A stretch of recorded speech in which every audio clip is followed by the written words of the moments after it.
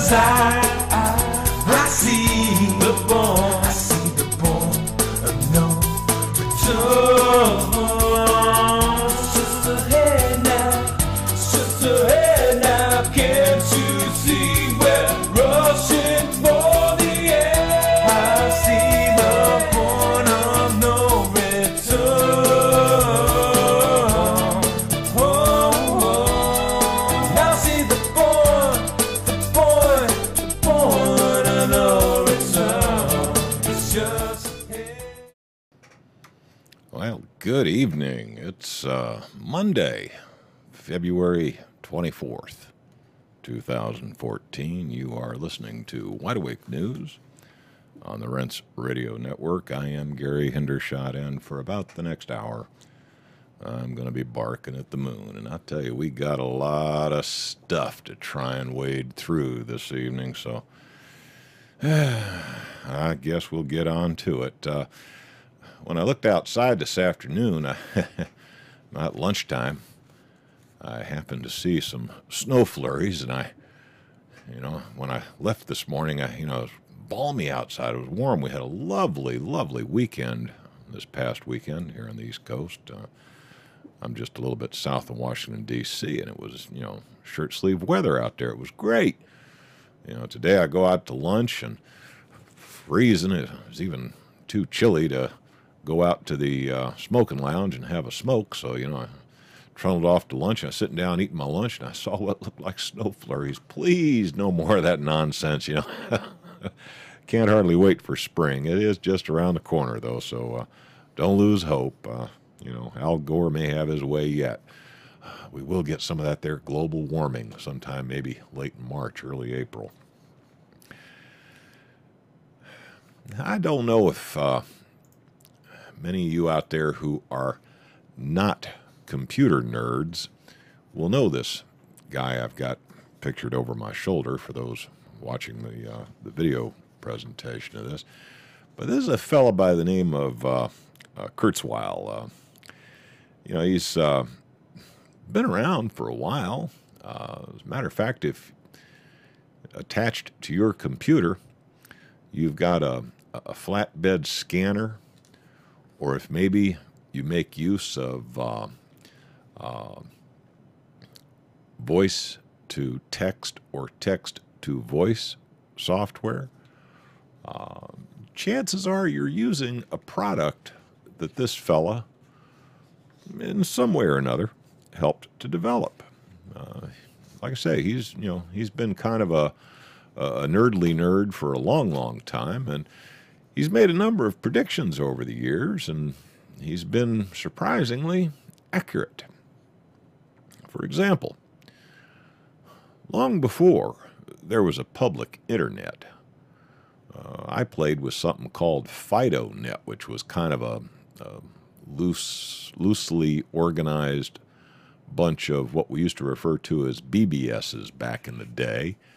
And, if you had one of the more sophisticated BBS systems, your BBS would link up with another BBS, and that one would link up with another one. And chances are somewhere down the line you were linked up with some big university somewhere. And we used to just get a giggle back in the day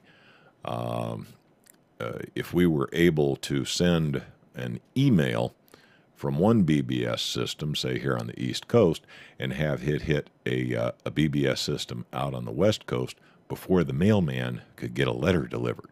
I mean, if we could beat the mailman, we would just giggle for an hour. We thought that was just cool as could be. Well, back in those days, when the internet was really kind of a, twinkle in a lot of nerds' eye, Kurzweil came right up and predicted, hey, within a very short period of time, this system will link the world. He was downright prophetic, as it has happened.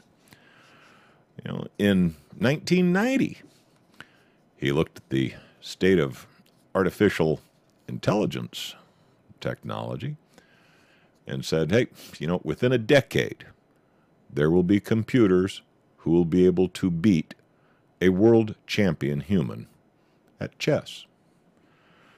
Well, that feat was managed by IBM's Deep blue against Garry Kasparov in 1997.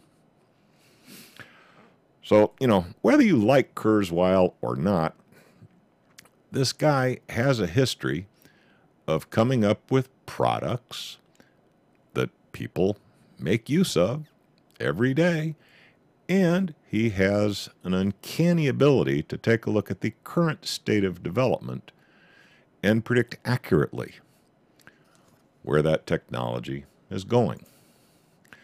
Well, as you might have heard, Ray Kurzweil has hooked up with Google. Now, Kurzweil's kind of always been a cowboy. He's always been kind of a lone wolf, riding the range, hiring on as a consultant to do this, that, and the other thing, and then going on about his business. And he's made a lot of money at it. He's not a poor man. He's no George Soros, but he's done well for himself. But he's recently hooked up with Google, mainly because Google has recently purchased a number of artificial intelligence type companies, including the outfit that puts together these robots, outfit called Boston Dynamics. I'm sure you've seen their robotic cheetah that can run at 70 miles an hour, and their robotic pack mule that can carry half a ton of cargo. Well, Kurzweil's come out with another prediction. He has predicted that by 2029, computers will be able to understand our language, learn from experience, and even outsmart the most intelligent human beings. Okay. Today, I'm pretty much at the median of what AI experts think, and the public is kind of with them, he said. The public has seen things like Siri. Now, Siri is Apple's voice recognition software, where you talk to a computer. They've seen the Google self-driving cars. My views are not that radical anymore. Now, depending on your point of view, this can either be really, really cool and could usher in a new golden age, or it could be kind of ominous in that, to a large degree, human beings will start to become irrelevant. But even beyond that, Kurzweil makes no big secret of his belief that at some point in the distant future, human beings and machines may indeed merge. That you may, at some point, put your hand up and volunteer to take some sort of a CPU enhancement in your brain to make you more capable of competing with your robot competitors for employment or whatever. So, as with most technologies, this one comes with, it's kind of a double-edged sword. Used to improve the human condition, it could be a marvelous achievement. It could free us from tedium, the requirement to do repetitive jobs that many people would find distasteful. Free us to pursue more interesting things. Then again, it could be used to make you obsolete. So on that one, hard to really call it. I think it's appropriate to consider such proposals with healthy skepticism. And as always, make up your own damn mind.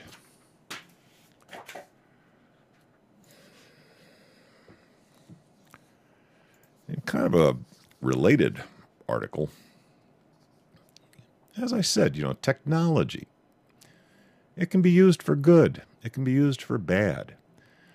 I've done a lot of coverage on things related to, the spying by government. I mean, government just seems to be so darn nosy today. They want to know everything about you, it seems. They want to know where you buy your gas, what kind of booze you're buying.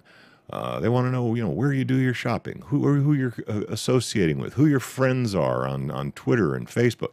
They just seem to want to know an awful lot about your personal business. And this is all made possible because of technology advances since the inception of the internet.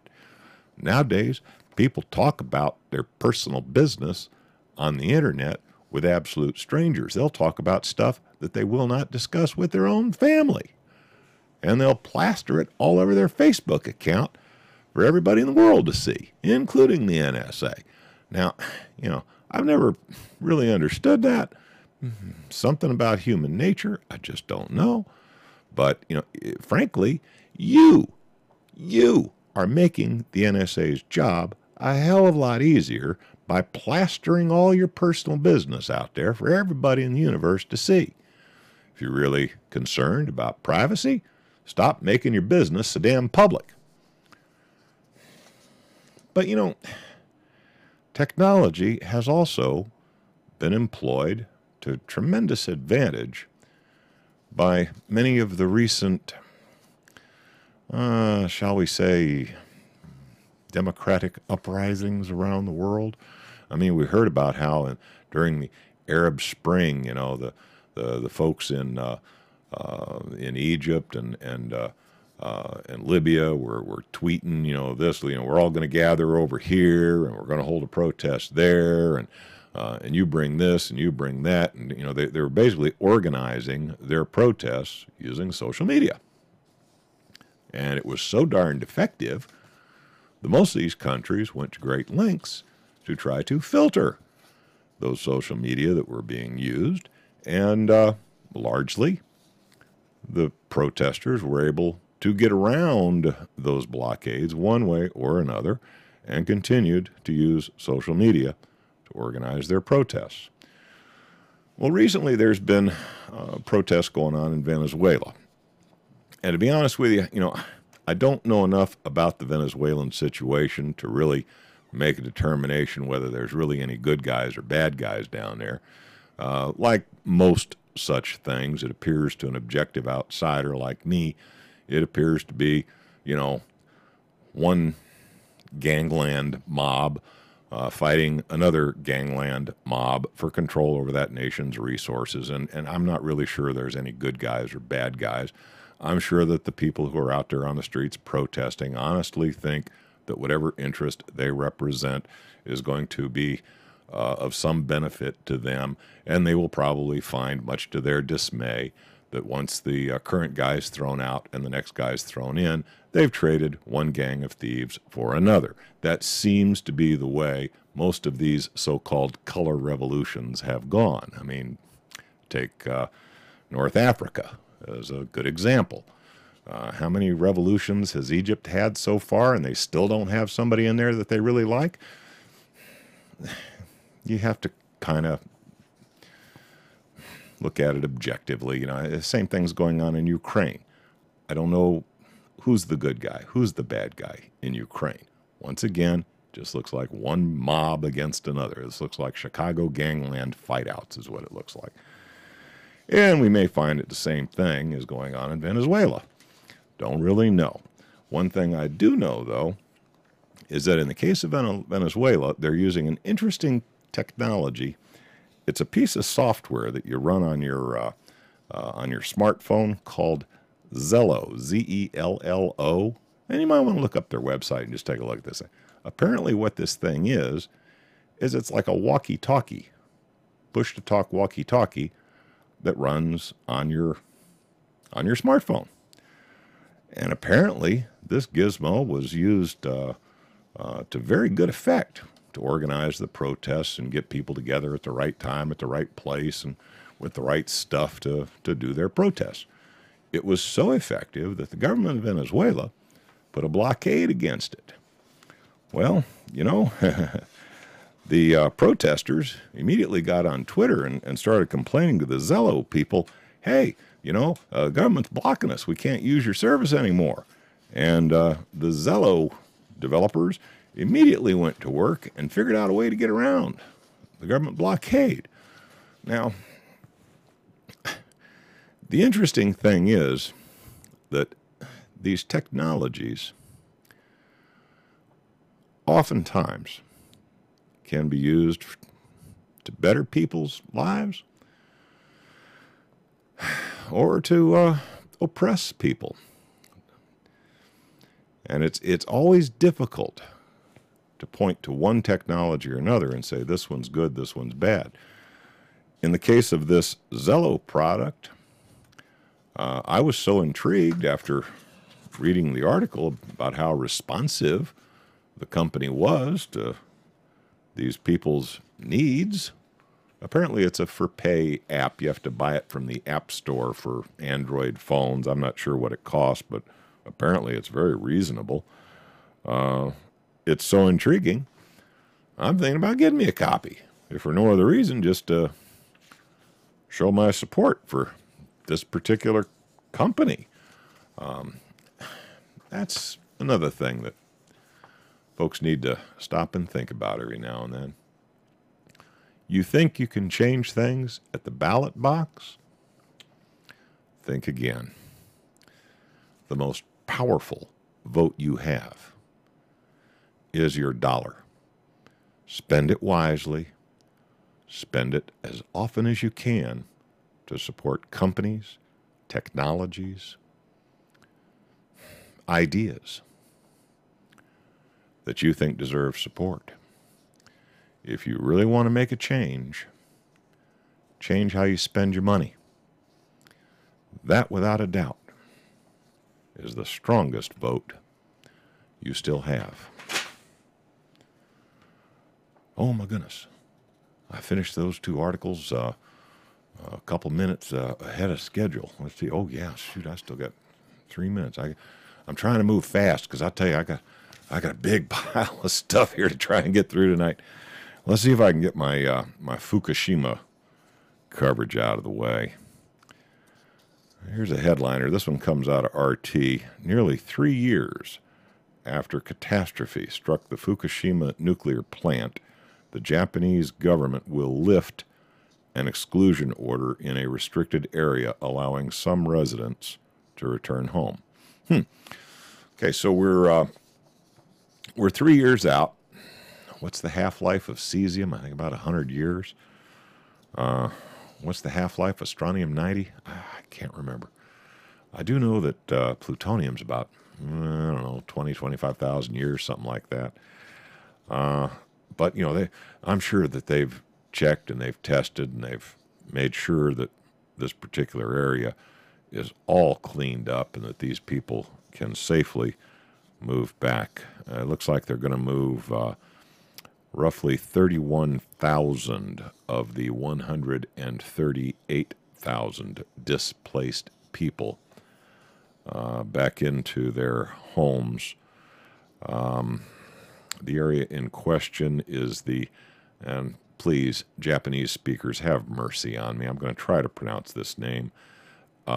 Miyakoji District, which was part of the former no-go zone set 20 kilometers away from Tokyo Electric Power Company's Fukushima nuclear reactor. 20 kilometers away. This is the first time an evacuation advisory will be partially lifted for any part of the zone. Now, what they're not telling you in the big news reports, the big news reports are putting a big smiley face on this like, hey, everything is cool. It's okay for these people to move back. Everything's fine. Everything's hunky-dunky-dory fine. What they're not telling you is that TEPCO, and TEPCO is the operator of the blowed-up nuclear power facility at Fukushima, they're under an obligation to pay these 138,000 people who have been displaced by the radioactivity that this thing spewed all over the properties in the area. They're paying these people roughly a little less than $1,000 a month for their anguish and suffering. And within 1 year, after an area is declared habitable by the government, TEPCO no longer has to pay that fee. So there is a significant incentive to get these areas cleared for human habitation so that TEPCO will no longer have to bleed all this money. Ooh, I'm hearing the background music. We'll be back with the balance of the Fukushima coverage right after these commercial announcements. Stand by.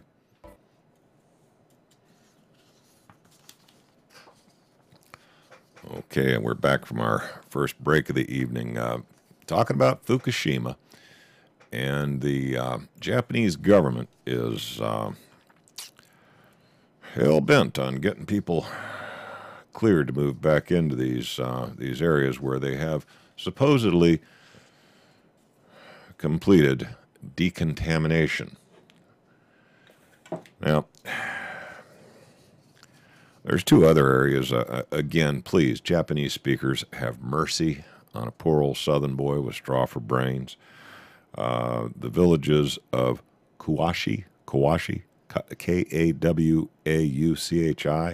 and the town of Naraha. Decontamination is nearly completed, be wrapped up by the end of March. So, it appears that they're moving as quickly as they possibly can to declare these areas suitable for human habitation. And you have to wonder whether their motivation is more dollars and cents than really what's right for the human population.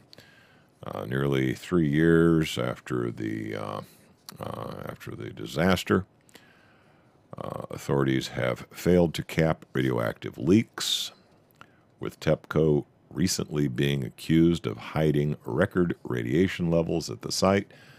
Bottom line is, if you were being asked to move back to your home 20 kilometers from the Fukushima disaster site, would you trust the government that everything was fine, that, you ain't going to take but, maybe 20 millisieverts a year? International authorities say 1 millisievert per year is about the limit, but that they can't really find a statistical evidence that less than 100 millisieverts in a year causes cancer. So, your odds are not so bad. And I guess if I was my age, 20 millisieverts a year for the little bit of time I've got left probably isn't that much.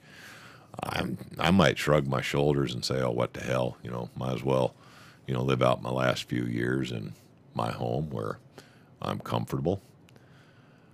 But I tell you what, I'm not sure I'd move children into that area.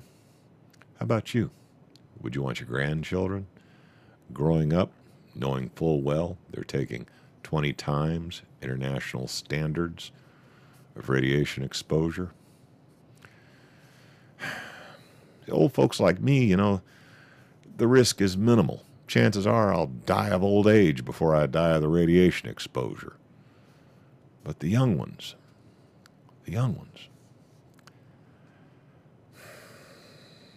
Recently, TEPCO has also come under fire for reports that the homeless are being recruited to clean up the crippled plant. A lot going on. about that Fukushima scenario that, frankly, it just doesn't smell good.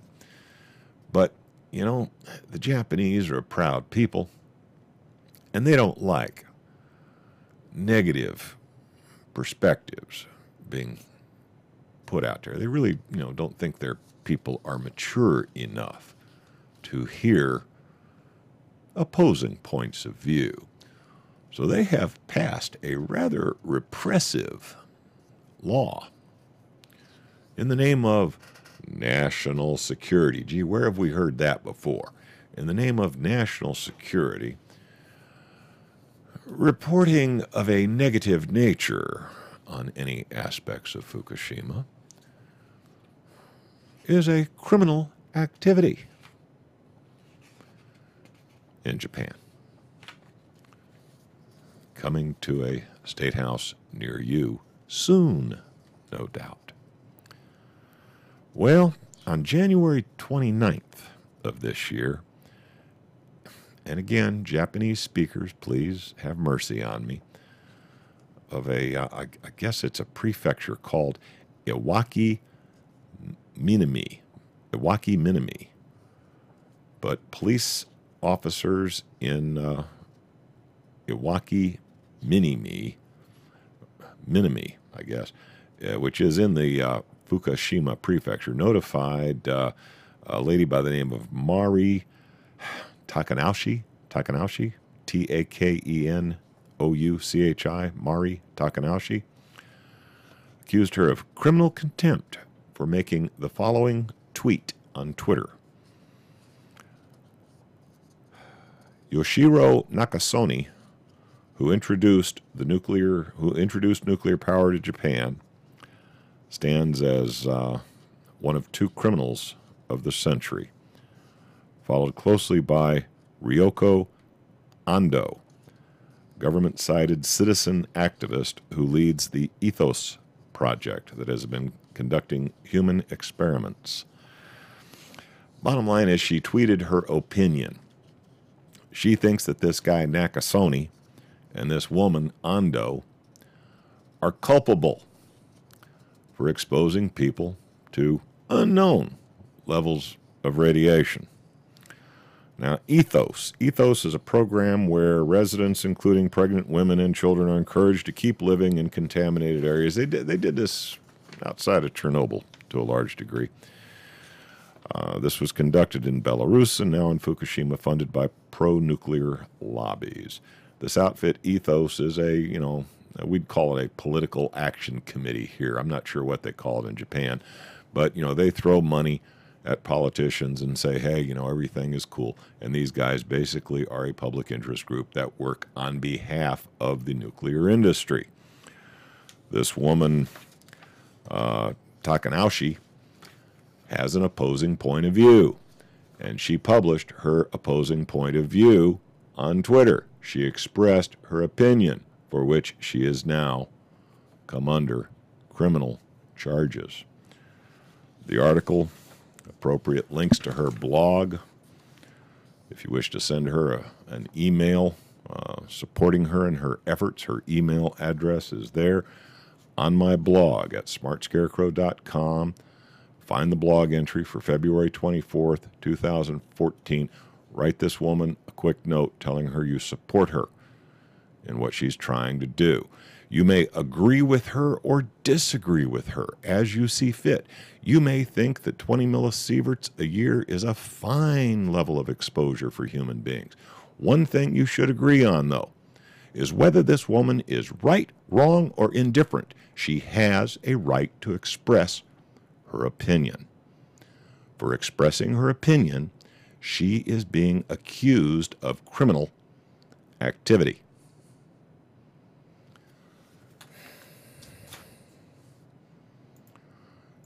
That can't stand.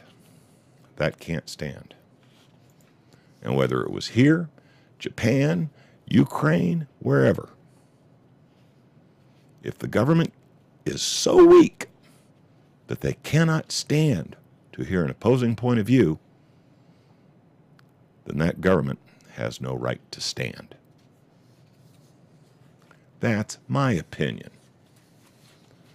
I think here in the United States, I'm still allowed to express my opinion without fear of having criminal charges placed against me. Although that could change. That could change. The simple act of expressing your point of view could at some point be considered a criminal activity. Are you down with that? Are you okay with that?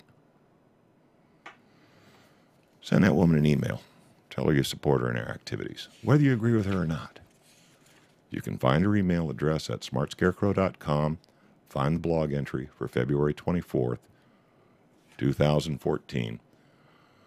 Let her know you stand with her. I got to take a quick break here so they can sell some product. Be back in just a few moments. Wow, it's already the last segment. I got news for you. I don't think I'm going to get through all this stuff tonight. I think I was just a little bit optimistic when I was picking my my items for tonight. I thought I'd be able to jam a few more in here than it looks like I'm going to be able to get. But, yeah, I do want to emphasize once again this idea of censorship. Okay, this is, speaking truth to power. Well, let's put it this way. Speaking your truth to power can very easily become a dangerous undertaking if we let it. And it's a little bothersome to me that somebody who just, posted their opinion on Twitter might have to deal with criminal charges. That could be you. It could be any of us. Moving right along, we have here in the United States what is continually referred to as an immigration issue.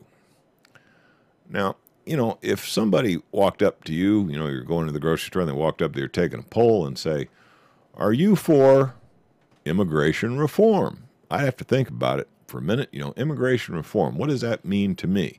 Now, immigration reform to me means we cut back the number of allowed immigrants to about 100,000 a year. We can handle that many. We close off our borders and we ship all those who have entered our country illegally against our laws. We send them home. Okay, that to me is immigration reform. And if that's a kind of immigration reform that was being offered to me, I'd be all on board. I'd say, hey, that sounds like a really good idea. Let's do that thing. But what you got to remember is, they play with words. And what they really mean by immigration reform is that the some say 11 million, some say 30 million, some say as many as 50 million illegals that are here now. Now, these are people who have broken our laws. They have ignored our borders. They have entered our country illegally. They are, by definition, illegally here. Okay? They have no rights. They do not belong here. They should go home. Okay? But there are people out there who wish to give them blanket amnesty. Now, we went down this path once before. Okay? Now, Eisenhower took a pretty tough approach. He threw them out. Okay? And the Eisenhower plan worked for many years. Along about Reagan's time frame, the problem had cropped up again. We had an awful lot of people here who didn't belong here. They had not gone through the normal immigration process. They had jumped the border illegally. Well, Reagan, bless his pointed head, said, okay, tell you what I'm going to do. this one time and this one time only, we're going to have a blanket amnesty. If you're living here now, we're going to go ahead and give you a pass. We're going to let you stay. And, you know, you may have to pay a little fine or something for breaking the law, but we are going to allow you a path to citizenship. And at the time, you know, people were saying it was somewhere between 8 and 15 million. Nobody really had any hard numbers on this, but somewhere between 8 and 15 million people who were here in this country illegally were granted blanket amnesty. Now, the deal as it was presented to us at the time was this was a one-time deal. It was never going to happen again. Okay, if you're here now, you can stay, but don't try and jump that border from here on out. Okay, that's it. The border is the border, and if you want to come into the U.S., you got to go through the right channels or you don't get in. Well, fast forward a few generations, and people have the attention span of a gnat. Okay? They do not remember their history. We've already been down this path. Now they want to approve. The most conservative numbers are 11 million. That's the one that the Chamber of Commerce likes to tout around. And the Chamber of Commerce is all in favor of this. Let's go. Let's make all these boys legal. No problem. Guess who else is in favor of it? Guess who thinks it's a great idea? Yeah, our buddy George Soros. He's putting money in it. He says, you know, now is the time. Let's move this forward. There will never be a perfect time for reform. They keep referring to it as reform. It's a legalized invasion, okay? The political landscape isn't going to be any more conducive to reform 2 years or 4 years down the road. The case for immigration reform is clear. The need is undeniable. The time is now.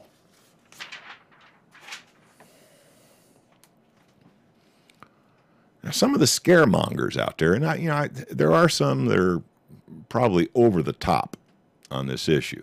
There are some who say that with, you know, the chain migration that comes, you know, you let one in, you know, he brings in his cousin, he brings in his nephew, he brings in a couple more of immediate family members, whatever. With the chain migrations, if we were to just give 20, 30, maybe as many as 50 million blanket amnesty today, within 20 years, we might be facing a flood of as many as 150 million. Now, I don't know. I hear these numbers get knocked around, and I can't imagine the infrastructure of the United States being able to absorb another 30 million, let alone another 150. Our infrastructure is in very poor repair. And I don't think there's enough water. I don't think there's enough electricity. I don't think we can stand that many additional people thrust into the United States in such a short period of time. But, you know, fellows like Soros and the Chamber of Commerce, all they see is low-cost labor, people willing to do those dirty jobs for a lot less money than what you might want to do those jobs. That's all they see. They are so short-sighted, they don't care what kind of an impact this is going to have on our infrastructure, our ability to support the people who are already here. They don't care. They're voting with their dollars. Soros is spending $11 million this year to get immigration reform passed. The press is on, okay? Decide, where do you stand on this issue? Write your congressman a letter. Not that it's going to do any damn good, but make sure he knows that if he votes for immigration reform invasion, immigration reform invasion, that he will not have your support the next go-round. This is getting serious, okay? You know, they lied to us back during Reagan's time. They said it was going to be a one-time thing, and after that, they were going to close the borders, and that was the end of it. They lied. They'll do it again. They will lie to you. They will tell you that, oh, just, suck it up, accept this 11 million or 30 million or 50 million, whatever it is. Suck it up, Americans. You can handle it. We'll never do it again. We'll never do it again. I guarantee you, your children will be facing this issue yet again unless we get tough now. Make up your own damn mind. That's a tough issue. So many of these people are coming from nations that are in turmoil. And, you want to be the nice guy. You really do. You want to put your hand out and say, I know things are rough where you are. Come on down. You can find a place here. Americans are generally very hospitable, very generous people. But, generosity starts at home. We can only do so much. And, the United States cannot absorb all the problems of the world. And frankly, a lot of these people ought to be home trying to sort out their own nations instead of coming here. Oh, let's see. I think I'm going to skip that one. I'm running out of time. Only got a couple minutes left. So, I got to make room for, my favorite topic. This is my regular segment on I love Obamacare. Obamacare. Oh, thank you, Obama, for giving me free health care. Thank you, Obama, for giving me my Obama phone. Thank you, Obama, for all the great things you have done for this nation. There's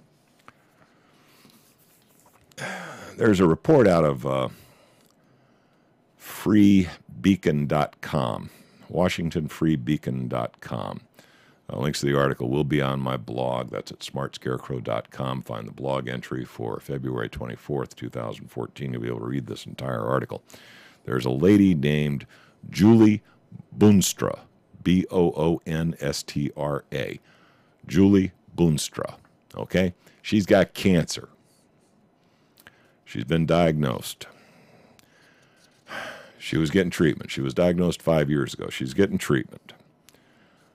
Seems that her insurance policy was not compliant with Obamacare, so it got canceled. She tried to sign up for Obamacare, but because of her pre-existing condition, she could not get coverage. Now, I thought one of the parts of Obamacare was, they weren't supposed to discriminate against people with pre-existing conditions. So this woman lost her existing health care because it did not comply with the rules and regs of Obamacare, and now she can't sign up under Obamacare because of her pre-existing condition. It's killing her. It's running her broke. Okay, not only is she fighting cancer, she's now fighting to find the money to get treatments that may help extend her life. She did an advertisement for an outfit called Americans for Prosperity. Now, this is a group, political lobbying group, that is against Obamacare. So yes, they have an axe to grind, and they saw in her a poster child to put their argument in front of the American people. They created an ad. The ad was run on local media. Representative Gary Peters, Democrat, who is running for a seat in the Senate, instructed his legal counsel early this week to demand that stations stop running the ad until bottom line is he's brought his attorneys in to try to shut this woman up. Once again, consider, make up your own mind, and doggone it, I'm out of time. Had a couple more articles I really wanted to get through, but I just won't have time tonight. Thank you all for watching. We'll see you next Monday. Good night.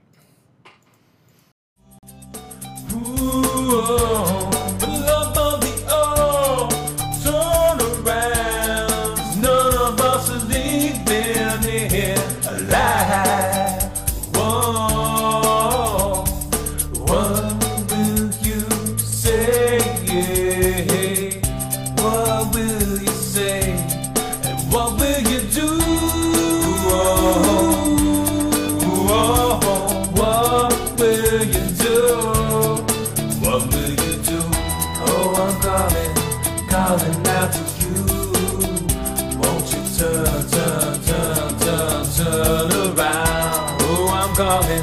calling out to you. Won't you turn, won't you turn around?